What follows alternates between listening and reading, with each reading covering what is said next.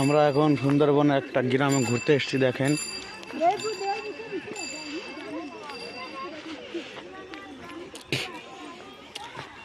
নৌকাতে পার হয়ে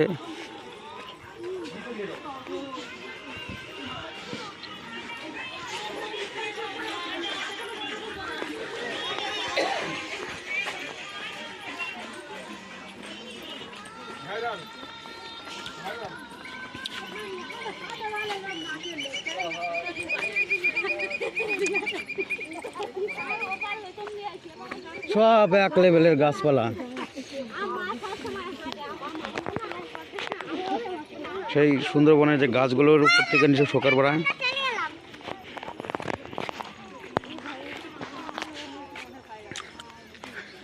সবাই দেখো ঘুরতে এসছি, জানে না কে কি হয়।